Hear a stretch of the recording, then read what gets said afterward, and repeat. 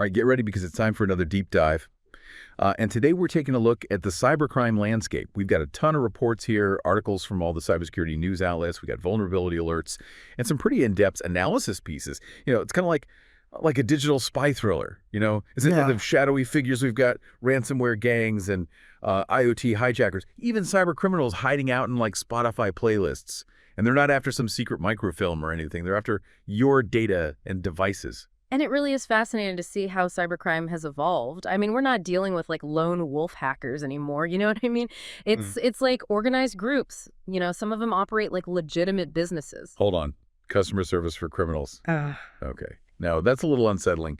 But let's start with a headline that really jumped out at me. Just the sheer volume of ransomware attacks these days. The Akira ransomware gang. They've been making waves, leaking data from something like 35 organizations in a single day. Yeah, and 32 of those victims were brand new targets, which really suggests a significant shift in their strategy. They primarily focus on businesses in the U.S., but they also have victims in Canada, Germany, and the U.K. So if your business relies on cloud services, and let's be honest, most of them do these days. This isn't just another news story. It's a wake-up call.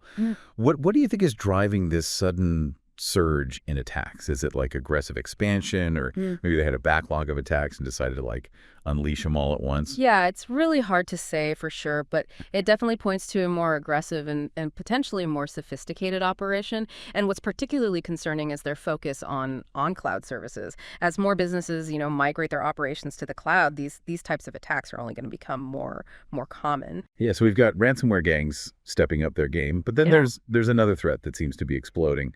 The hijacking of like everyday IoT devices. We're talking about those smart devices in our homes, routers, appliances, security cameras. They're all being turned against us. Yeah, exactly. There's a threat actor called Waterburgist who has been making headlines.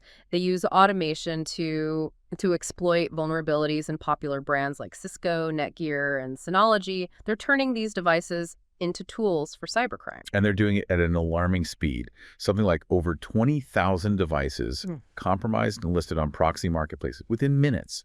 It's like they're running a digital fire sale on stolen gadgets. Right, and what they're selling are residential proxies, which are basically hijacked devices that can be used to anonymize malicious activity. So a hacker could be, launching an attack from your smart refrigerator, and it would make it incredibly difficult to trace them. Hold on, so someone could be using my smart fridge to launch a cyber attack, and I'd be none the wiser. Hey, that's not just unsettling, that's downright creepy. It really makes you think twice about all the connected devices we have in our homes these days. It definitely highlights the need to understand, your home network and the security of each device that's connected to it. I mean, you wouldn't leave your front door unlocked, would you? The same principle applies to your digital life. Okay, point taken. But let's get down to brass tacks. How are these vulnerabilities actually being exploited in the real world?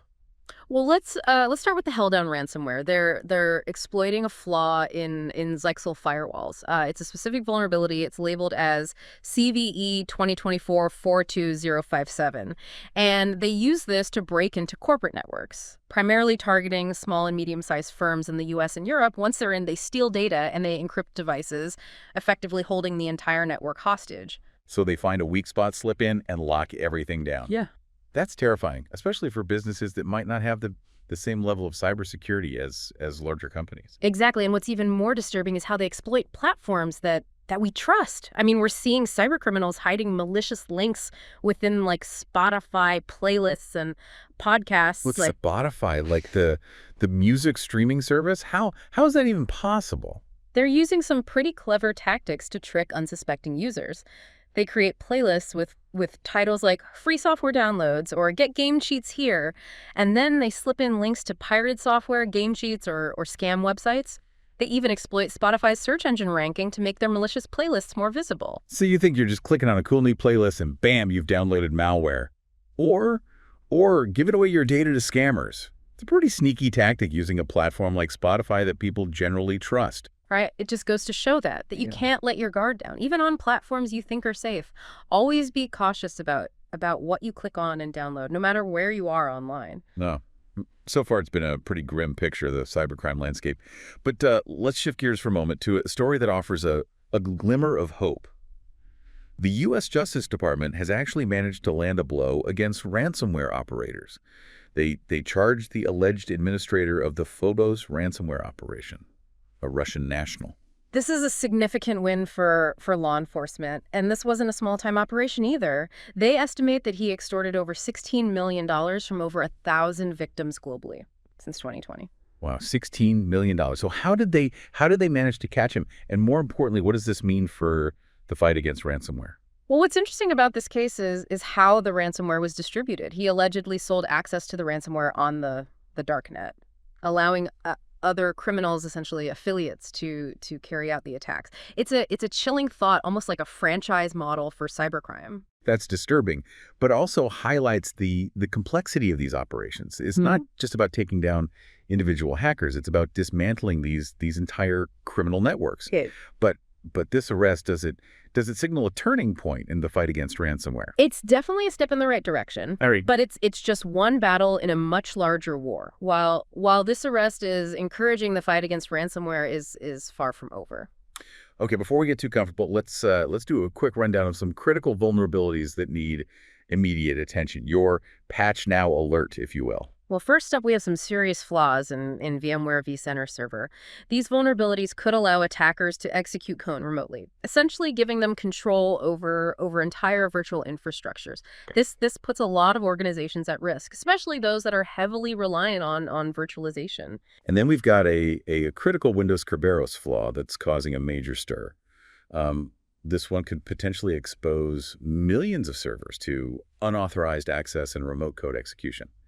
This is a big deal considering how many organizations rely on Windows servers for their operations. D-Link is also urging users to replace specific end-of-life VPN routers because of an unfixable RCE flaw. Yeah. This essentially means that these routers are sitting ducks for attackers, and there's no way to patch the vulnerability. And then there's the issue of unsecured Jupyter servers being exploited to stream pirated sports content. This might seem like a minor issue compared to ransomware, but it highlights how even seemingly harmless devices can be turned into tools for cybercrime. It underscores the point that we need to be vigilant about security across all of our devices and systems. It's not just about protecting against the most sophisticated attacks. It's about securing every potential entry point. All right, so we've covered a lot of ground here. Ransomware gangs on the rise, hijacked IoT devices, sneaky attacks on Spotify, and a whole slew of critical vulnerabilities. It feels like a constant game of whack-a-mole. With new threats popping up faster than we can address them. Yeah, it's definitely a dynamic and challenging landscape. But instead of getting overwhelmed, let's take a step back and look at the bigger picture, the trends that are shaping this cybercrime ecosystem. That sounds like a good place to pick up in part 2 of our deep dive. We'll delve into those trends and explore what you can do to stay ahead of the curve. Stay tuned. Welcome back to Deep Dive. So we've seen the headlines, we've felt the chills, and now let's really dig into the trends that are driving this cybercrime wave. It's not just about the attacks themselves; it's about understanding the motivations and the strategies of these digital bad guys. Right, and one thing that's really striking is this increasing professionalization of ransomware gangs. We mentioned the recruitment of penetration testers, but it goes far beyond that. They're structured like businesses, with specialized roles, hierarchies, and even customer support. Whole lot customer support for ransomware. So they're trying to make extortion like user-friendly. That seems counterintuitive. It might sound bizarre, but it's a tactic for maximizing profits. They set up help desks or online forums where victims can get assistance with making payments or decrypting their files. The easier they make the process, the more likely victims are to pay up. So it's a cold, calculated business decision. Streamline the process, reduce the friction, increase the payout. That's a chilling thought, but it shows how they're constantly adapting to stay ahead of law enforcement and security professionals. What else is fueling this evolution? Yeah. Another major trend is the rise of ransomware as a service, or RaaS. Imagine like a dark web marketplace where anyone can essentially rent ransomware tools and launch attacks without needing deep technical expertise. RaaS, it sounds like something you'd order online, like takeout or a ride-sharing service. But in this case, you're ordering up a cyber attack. So anyone with a bit of cryptocurrency and some malicious intent can become a a cyber criminal. Pretty much. The barriers to entry are getting lower and lower, which is a major concern. And as we mentioned before, even the source code for some ransomware is being sold on the darknet. So that makes it even easier for aspiring cyber criminals to get in on the action. Okay, so the bad guys are getting more organized, more sophisticated, and the tools are becoming more accessible. It's a pretty daunting picture. What can organizations do to protect themselves against these increasingly advanced threats? It feels like a constant uphill battle. It's a challenge for sure, but not an insurmountable one. The key is to adopt a proactive, a multi-layered approach to cybersecurity. Think of it like building a fortress. You need strong walls, vigilant guards, and a well-rehearsed defense plan. I like the fortress analogy. So how do we build those strong walls? First and foremost, you need strong passwords and multi-factor authentication. Enable it on every device and account that supports it, from your computer and your smartphone to your router and your smart home devices. Those are like the basics, right? The digital equivalent of locking your doors and windows. Exactly, but we need to go beyond the basics. Organizations need robust security solutions like endpoint detection and response EDR, intrusion detection systems, IDS, and security information and event management SIEM tools. Okay, now we're getting into the alphabet soup of cybersecurity. Can you break those down for us? What do those acronyms actually mean, and why should we care? Well, think of EDR like a security guard for your computer, constantly watching for any suspicious activity. It monitors endpoints like laptops and servers to detect and respond to threats in real time. And then there's IDS, which is like a security camera for your network. It detects and alerts you to suspicious network traffic, essentially acting as a tripwire for potential intrusions. So EDR is like the on-the-ground security, and IDS is more like surveillance. That's a good way to put it. And then you have SIEM, which is like the command center that brings it all together. It collects and analyzes security data from multiple sources like EDR and IDS to give you a comprehensive view of your security posture, and to help you identify and respond to threats more effectively. So SIEM is like the brain of the operation, analyzing all the data and making sense of it. It's about having a comprehensive system that can detect, prevent, and respond to attacks. Yeah. But what happens when those systems fail? Yeah. Or the attackers find a way in? That's where incident response plans come in. It's like a fire drill for your organization. You need to know what to do if you are attacked, who to contact, what steps to take, and how to communicate with stakeholders. It's like having a playbook for dealing with a cyber crisis. Yeah. You don't want to be figuring things out on the fly when the pressure's on. Right. A well-rehearsed incident response plan can be the difference between a minor inconvenience and a major disaster. It can help minimize the damage, speed up recovery, and preserve your organization's reputation. Okay, so we've talked about building those strong walls with technology, and having a plan in place for when things go wrong. But we all know that humans can be the weakest link in the security chain. What about the human element in all of this? Social engineering attacks are still highly effective. They prey on our emotions, our trust, and our desire to help. We've all seen those phishing emails, the ones that look like they're from a legitimate source, but they're really designed to trick you into clicking on a malicious link or giving up your credentials. It's amazing how easily people can be tricked. I even fell for one once. I clicked on a link that looked like it was from my bank, and ended up on a fake website that stole my login information.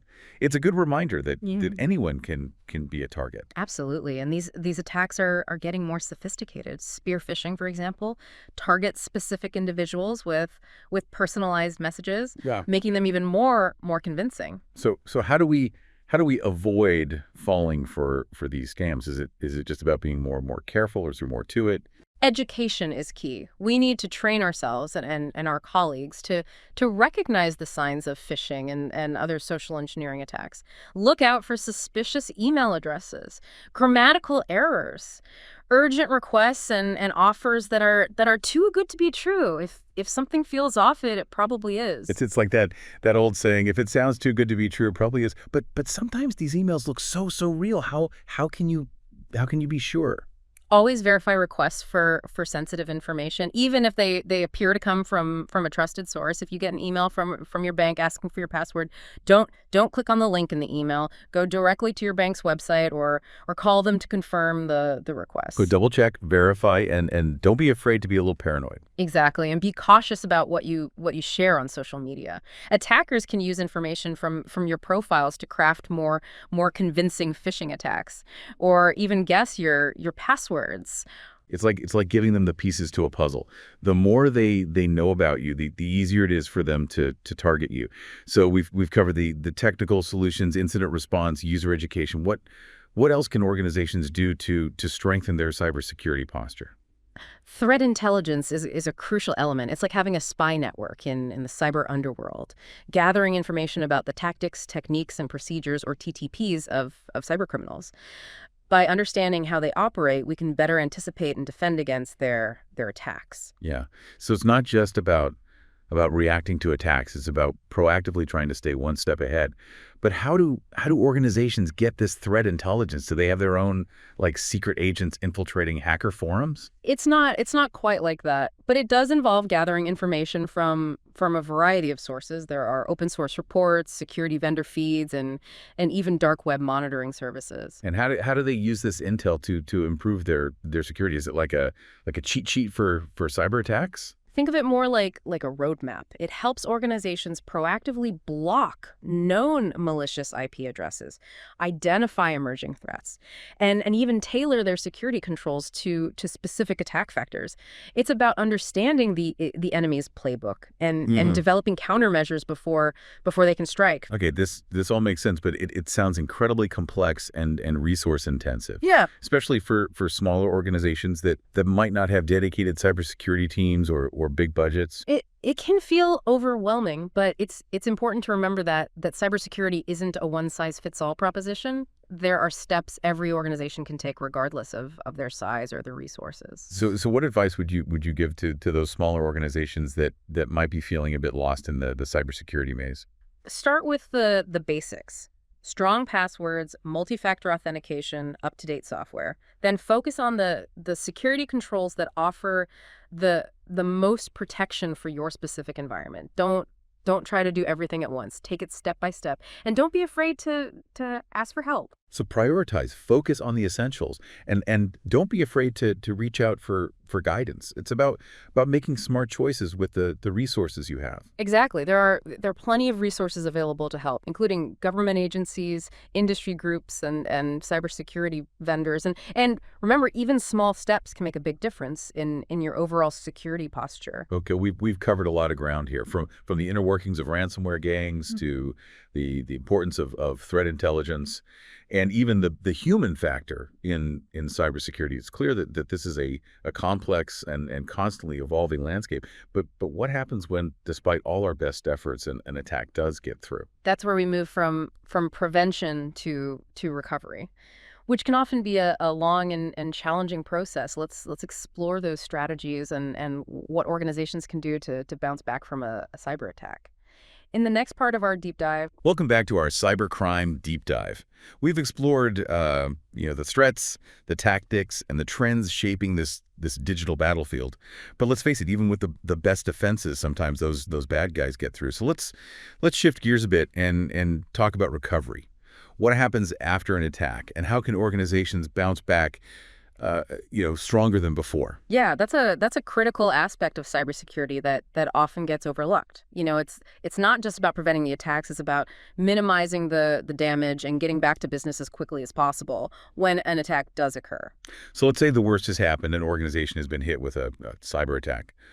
Where do they even begin to pick up the pieces? Well, the first thing is don't panic. I know that's easier said than done, but it's important to stay calm and act quickly. A well-rehearsed incident response plan is absolutely crucial in these situations. So everyone knows who to call, what steps to take, and how to communicate effectively. It's about having that playbook ready to go rather than scrambling in the heat of the moment. Exactly. And another crucial element is having reliable backups. It's like insurance for your data. Something Yeah. goes wrong, you can restore your systems from a previous point in time, minimizing data loss and downtime. Backups are like that reset button we all wish we had in real life, right? Yeah.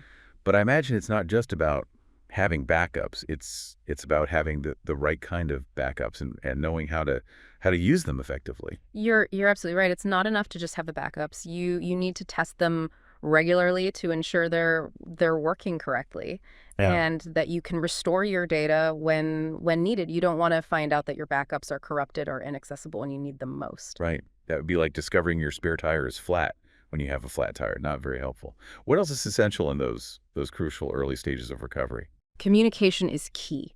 You need a clear plan for communicating with your employees, your customers, and other stakeholders. Transparency is essential to maintain trust and minimize reputational damage.